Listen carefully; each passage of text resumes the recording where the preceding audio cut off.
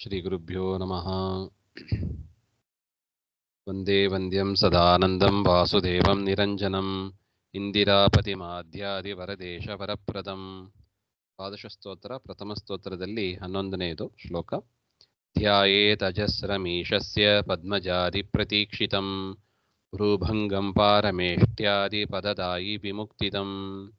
ಧ್ಯಾಯೇತ್ ಅಜಸ್ರಂ ಈಶಸ್ಯ ಪದ್ಮಜಾದಿ ಪ್ರತೀಕ್ಷಿತಂ ಭ್ರೂಭಂಗಂ ಪಾರಮೇಷ್ಟ್ಯಾದಿ ಪದದಾಯಿ ವಿಮುಕ್ತಿದಂ. ಹರೇಹೇ ಭ್ರೂವಿಲಾಸ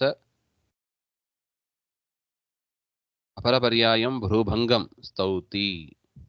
ಪರಮಾತ್ಮನ ಭ್ರೂವಿಲಾಸ ಅಂದ್ರೆ ಹುಬ್ಬು, ಎರಡು ಕಣ್ಣಿನ ಮಧ್ಯದಲ್ಲಿ ಇರತಕ್ಕ ಹುಬ್ಬಿನ ಭಾಗ, ಅದರ ವಿಲಾಸವನ್ನ ಹೇಳ್ತಾ ಇದ್ದಾರೆ.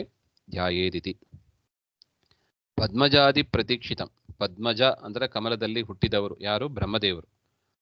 ಆದಿ ಪದದಿಂದ ರುದ್ರಾದಿ ಎಲ್ಲಾ ದೇವತೆಗಳು, ಬ್ರಹ್ಮ ರುದ್ರ ಎಲ್ಲಾ ದೇವತೆಗಳು ಕೂಡ ಪ್ರತೀಕ್ಷಿತಂ ಉಪಾಸನೆ ಮಾಡತಕ್ಕದ್ದು ಯಾವುದು? ಆ ಭ್ರೂಮಧ್ಯ, ಪರಮಾತ್ಮನ ಭ್ರೂಮಧ್ಯ. ಬ್ರಹ್ಮಾದಿ ಸಕಲ ದೇವತೆಗಳು ಕೂಡ ಅದನ್ನ ಉಪಾಸನೆ ಮಾಡ್ತಾರೆ, ಚಿಂತನೆ ಮಾಡ್ತಾರೆ.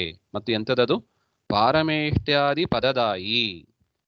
ಪರಮಾತ್ಮನ ಭ್ರೂ ವಿಲಾಸ ಚಿಂತನೆ ಮಾಡಿದರೆ ಪಾರಮೇಷ್ಟ್ಯ ಅಂದ್ರೆ ಪರಮೇಷ್ಟಿನಃ ಸಂಬಂಧಿ.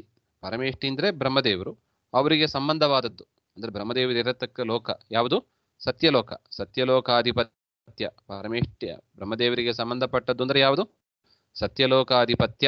ಅದನ್ನು ಕೊಡತಕ್ಕದ್ದು ಅಂತ ಹೇಳ್ತಾರೆ. ಯೋಗ್ಯರಾಗಿದ್ದರೆ ಆ ಪರಮಾತ್ಮನ ಭ್ರೂ ವಿಲಾಸ ಚಿಂತನೆ ಮಾಡಿದರೆ ಉತ್ತಮ ಗತಿ ಸಿಗ್ತದಂತೆ. ಅಂತಹ ಭ್ರೂ ವಿಲಾಸ ಅದು. ಪಾರಮೇಷ್ಟ್ಯಾದಿ ಪದ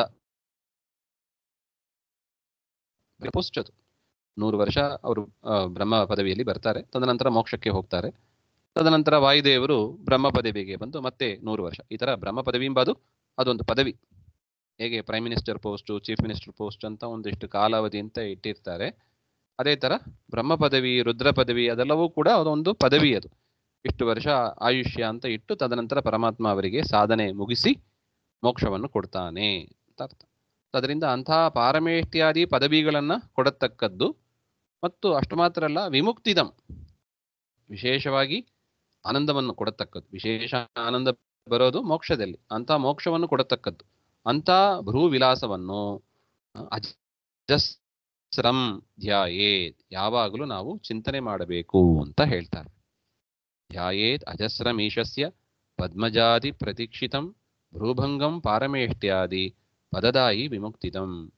ಬ್ರಹ್ಮರುದ್ರಾದಿ ದೇವತೆಗಳಿಂದ ಸದಾ ಚಿಂತನೆ ಮಾಡಲ್ಪಡುವ, ಧ್ಯಾನ ಮಾಡಲ್ಪಡುವ ಪಾರಮೇಷ್ಟ್ಯಾದಿ ಸತ್ಯಲೋಕಾಧಿಪತ್ಯ ಮುಂತಾದ ಉತ್ತಮ ಪದವಿಯನ್ನು ಕೊಡತಕ್ಕ, ಮೋಕ್ಷವನ್ನು ಕೊಡತಕ್ಕ ಪರಮಾತ್ಮನ ಆ ಭ್ರೂಮಧ್ಯವನ್ನ ಸದಾ ಚಿಂತನೆ ಮಾಡಬೇಕು ಅಂತ ಗುರುಗಳು ನಮಗೆ ತಿಳಿಸಿಕೊಡ್ತಾ ಇದ್ದಾರೆ. ಶ್ರೀಮಧ್ವಾಂತರ್ಗತ ಶ್ರೀಕೃಷ್ಣ ಅರ್ಪಣಮಸ್ತು.